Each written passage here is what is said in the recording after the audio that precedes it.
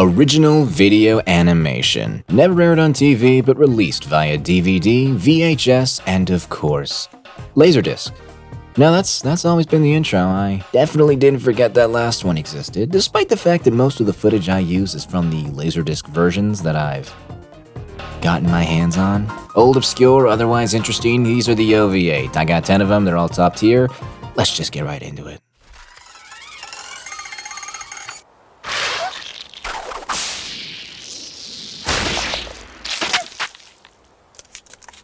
Ah yes, the original cute girls doing a psychological breakdown. Alien 9 follows Yuri Otani, a middle school girl who learns firsthand why democracy is cringe. The class elects her to be a member of the Alien Party, which is a small school club that captures any alien trespassing on the premises. Perks of being an alien hunter include not having to do any homework, not needing to study for any final exams, and having the ability to get into any high school of your choice. The only con is that you have to form a symbiotic relationship with a funny alien hat. Oh, and sometimes this happens.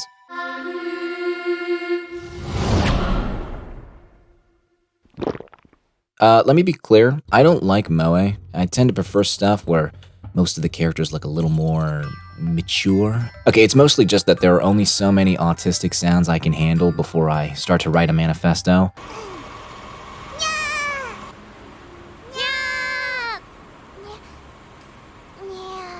Although there are a couple sounds I do enjoy hearing.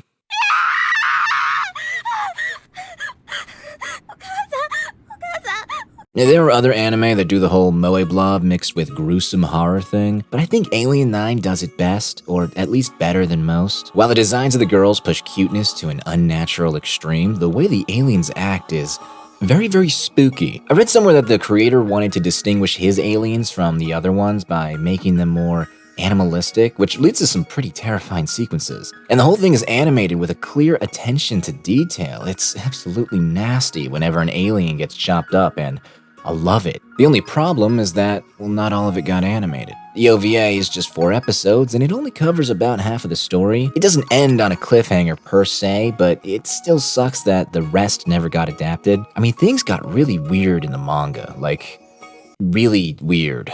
Alien 9 is a classic for a reason. It's short, it's solid, and it stays with you. If you haven't already seen it, definitely give it a watch.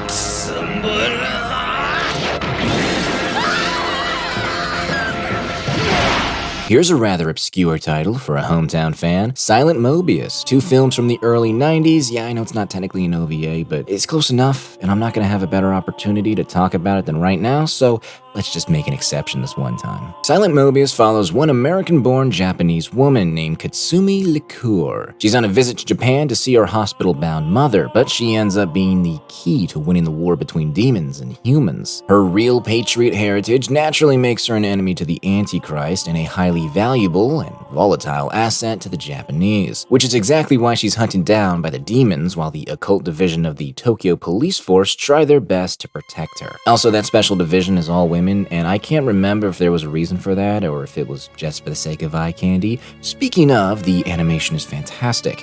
Whenever a disgusting demon shows up, things just look splendid.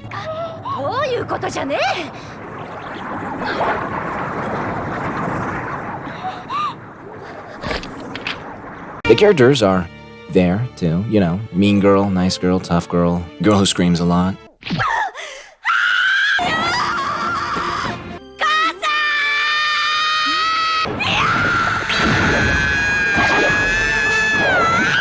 There's nothing wrong with any of them, but this is definitely one you're watching for the visuals. And since both films are only 50 minutes, they really fly by. Now, there is a TV version that came out a few years later, which follows the manga more closely, but it also got canceled before it could cover everything due to poor ratings, so take that as you may. The movies are complete, but if you do want more, then go ahead and check out the stage play.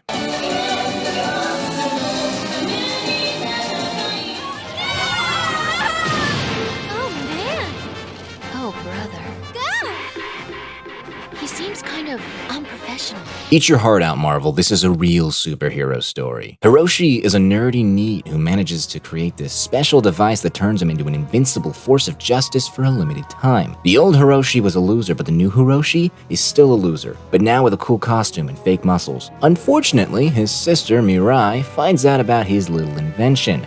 Why is this an issue? Well, the female mind simply cannot fathom the little things that make men happy. Since the suit's appearance is determined by inputting brainwaves, she goes in there and makes some feminine adjustments. The result? Wait!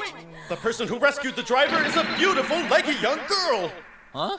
He doesn't mean me. Now Mirai is the only one who can use the suit to its full capabilities, so it's up to her to continue the good fight against the forces of evil that plague Japan. Moldiver is a pretty cheesy action comedy superhero show where our heroes battle the same goofy villain and his minion every episode, destroying a bunch of stuff, but not really hurting anyone. Well, at least that's how it is for the first 4 episodes, but the last 2 episodes are a little bit different.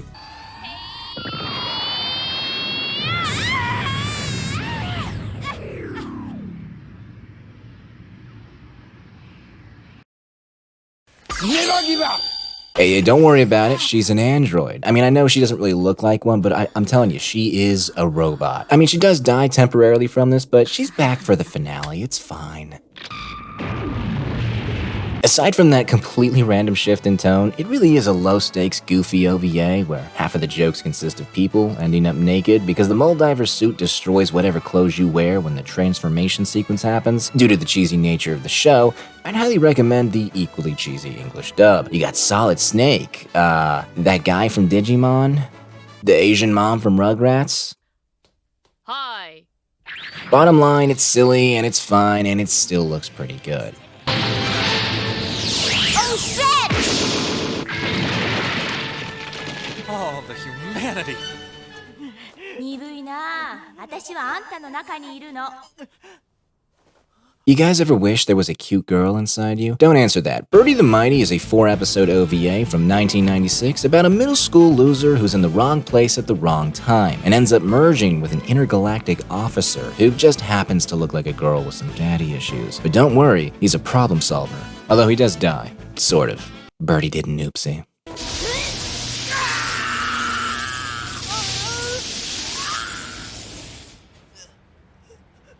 In order to set things right, the space feds initiate the sacrament of matrimony and have Birdy and Tsutomu combined into one flesh. Birdy still needs to continue her mission of fighting rogue aliens and robots, but all the guy wants to do is just live a normal life. This is an action anime, so guess who gets their way?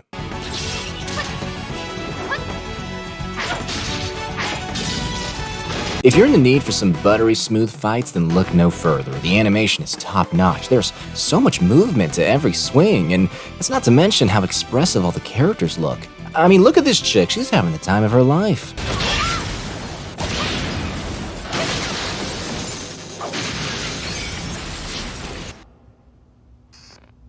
The story, like the soundtrack, is a bit cheesy, but the anime mostly plays it straight. And some of the side characters are just walking one-note jokes, but other ones, like the guy's main love interest, are actually pretty solid, despite the short runtime. But what matters most is the main two, and luckily, they carry the show with all their shenanigans. They also quickly learn just how well they complement each other. Birdy has the strength to beat down her opponents, while Tsutomu tends to think up strategies to win. The dude's also pretty brave in his own right. He doesn't want Birdy to fight if she doesn't have to, and he's more than willing to put his own life on the line. It's a shame his family just thinks he's a cross-dressing schizoid, but hey, real heroes don't do it for glory.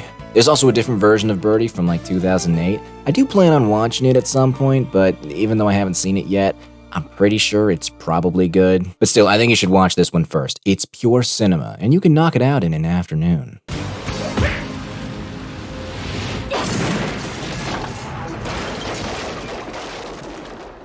Pulse 120. Blood pressure 70/50. Oxygen saturation 92. 6 on the Glasgow scale. Compare 5 units of O negative. Yes, I know, you were waiting for it. I have to mention at least one new OVA each time I do this thing. New here, of course, meaning it's almost 2 decades old. This can't be.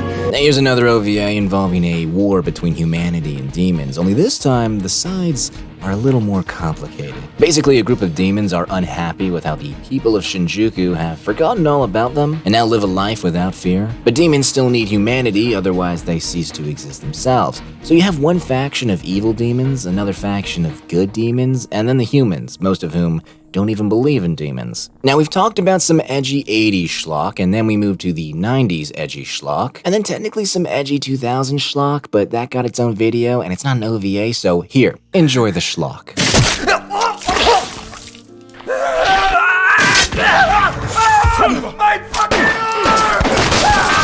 Some of you might be thinking, now this looks really familiar. I feel like I've seen this somewhere before. This oversaturated style that shuffles between a handful of Instagram filters with every scene and those striking visual designs that combine like 3 different genres. The reason you're thinking that is probably because you've seen director Kiichi Sato's other work. You guys remember Rage of Bahamut? That was a fun show. I think. To be honest, I don't remember it that well, but I'm pretty sure it looked cool when it didn't overplay the CGI, which is a critique common to most of his work, Chorus being no exception. Now, before you call it garbage, I think it's important to remember this was 2005. CGI has come a long way. Now, I'm not saying the CGI is winning any awards. Actually, I guess I am, because it did. This can't be. The story can be pretty confusing at times, like, I don't even know what's going on here, but I'm pretty sure we're ripping off Mewtwo Strikes Back. But honestly, I mean, who cares about that? It looks pretty cool, and that's really all that matters here.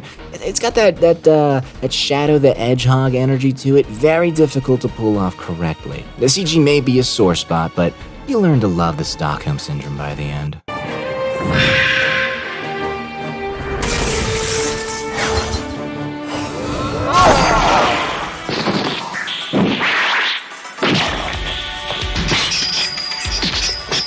Here's another title one of you recommended. Look at that, I'm on a roll here. Keep giving me more and I will get to them. Eventually. Ninja Gaiden is some quality schlock about a ninja teaming up with his detective buddy to take down a scientist that's apparently cured cancer by turning people into demons and furries, but I repeat myself. It's a very simple premise, and it's all the better for it, since it's all over in just under 50 minutes. The first half is a little slower, with a bigger focus on the mystery surrounding the good doctor, with a handful of skirmishes to keep you from checking your phone to see if things are actually happening for once. But that second half, actual Scorsese-level cinema. It is just one big raid on the bad guy's lair that words cannot do justice to.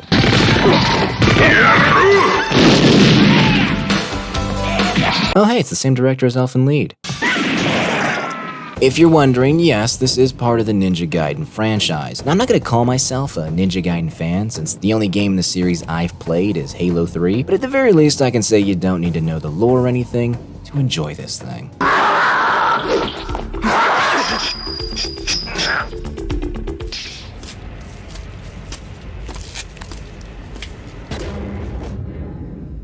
MD Geist, he's not a doctor. It's a 2-part OVA, first released in 1986, but given a director's cut and sequel installment just a decade later. And not because the people demanded it or anything, no, it certainly wasn't the people. It was a person, John O'Donnell, the founder of Central Park Media, one of the OG anime distribution companies that played a major role in ruining an entire generation of man-children. The guy loved this trash so much, he used it as a logo for the company, and got enough suckers to buy the first MD Geist OVA to fund a sequel.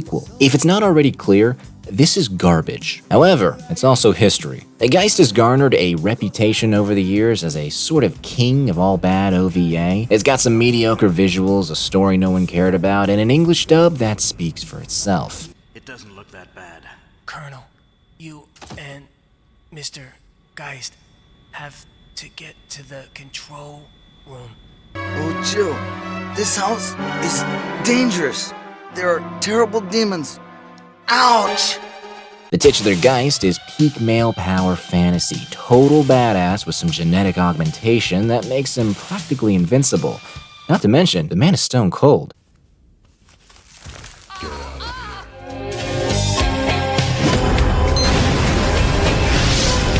Therefore, I have decided he's a true Christian knight and all his enemies were de facto spiritually Canaanite. Now, I kind of sidestepped the story, but basically everything takes place on a war-torn planet where the various factions made all types of technological developments to kill each other, including test subjects like Geist and a legion of deadly robots, just waiting for someone to give them the kill order.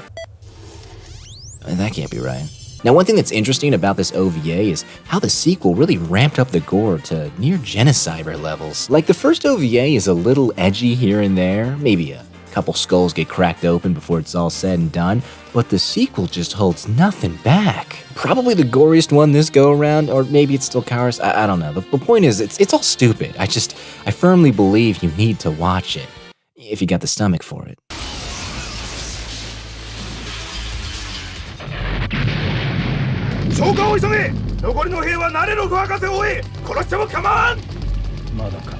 Alright, this is one that I almost didn't include for reasons we'll get into in a minute, but I decided to talk about it because, you know what, it's fun, and it's got an interesting world, and the characters are great, and the style goes hard, and I just wish it didn't have that one thing. But first, what is Plastic Little? And why is it called that? I have no idea, but I did find this Wikipedia article about a band that named themselves after the OVA because it sounded cool, so that's probably the answer. But the OVA story is pretty simple. Tita is a young captain of her late father's spaceship, and together with her crew, they travel around capturing exotic life forms for intergalactic pet shops. But all that gets put on hold when Tita unexpectedly runs into a girl on the run from the military.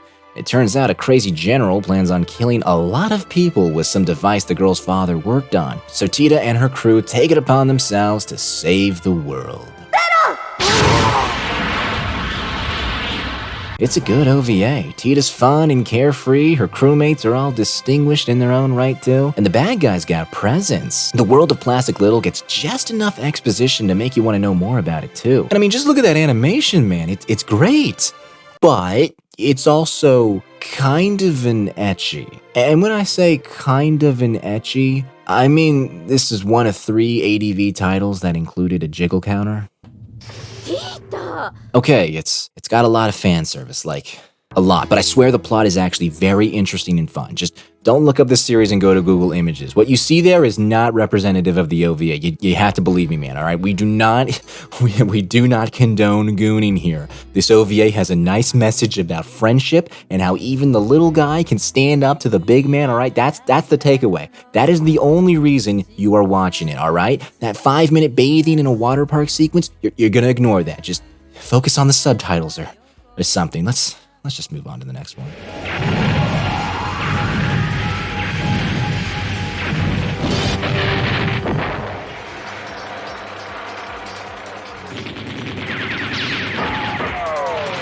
Now here's an interesting one. A pre-Evangelion Gainax OVA based on a pre-Ghost in the Shell Masamune Shiro manga. Appleseed is a detective story with robots set in an experimental utopian city known as Olympus. Now what separates this city from all of the others is that it's composed of humans, cyborgs, and bioroids, the latter of which are genetically engineered humans near indistinguishable from normal people, and make up about 80% of the population. They also handle most of the administration stuff to make sure that the city remains heaven on earth. However, there's trouble brewing in paradise. Certain citizens started to feel like they're nothing more than animals in a zoo. It's up to the latest tomboy in my collection and a big metal softie to save the city from terrorists and maybe from itself too.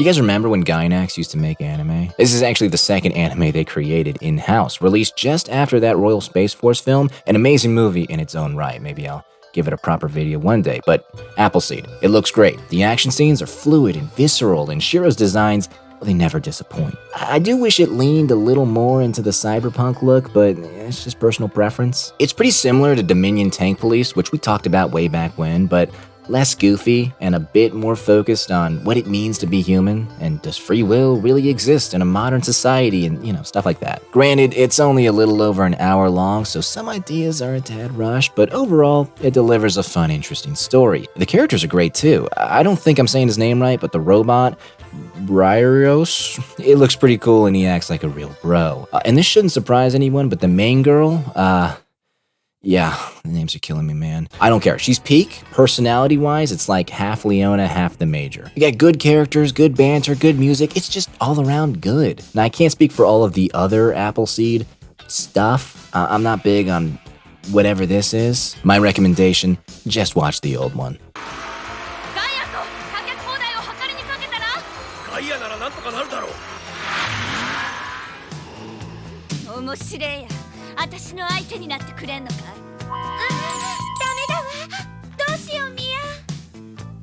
ロールしっかりして目を覚ますのよ Mechs, psychics, brown women. Haja Taisei Dangaiou is a mouthful, so I'm just gonna call it Dangaiou. We got 4 psychic people that have been kidnapped and brainwashed into being the ultimate weapon for a group of tyrannical space pirates. But not every memory got manhandled, so the quartet stage an escape. They fly off into the galactic sunset, fighting off their pursuers and searching for their home planets. Mia Alice, Roll Cran, Lambda Norm, and Pi Thunder. Half of those aren't real names, but at least they sound pretty cool. Each character brings a little something to the table. They have slight differences in their psychic abilities and pretty drastic differences in their personalities, which is why the biggest obstacle for the team is learning how to be a proper team. Not gonna lie, I expected the sole dude to be the leader and the rest his useless harem, but Alice is actually the leader for the most part, though she's usually pretty indecisive despite her massive power level. As for the others, Roll has a dual personality, Pi is a reckless rebel, and Lambda is 14, so don't even think about it. There's a bunch of other characters that show up along the way, and they're all great too. I mean, just look at them all. Everyone looks great. There's so much personality and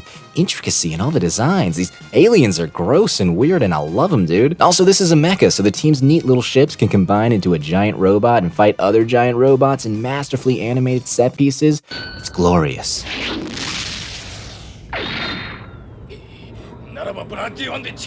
The series is, dare I say it, near perfect. Or at least it would be if there weren't any caveats. The first caveat, they didn't realize just how much people would enjoy episode 1. It was only supposed to be episode 1. But due to the high sales, they pumped out 2 more parts, which leads to caveats 2 and 3. The second episode has a big ol' recap of episode 1 for the first third, and for some reason the geniuses at Manga Entertainment decided that meant they didn't need to record a dub for episode 1. It's not that big of a deal. I mean, I didn't watch the dub and the sub is spectacular anyways, but I do know some people care about that. The bigger problem is episode 3.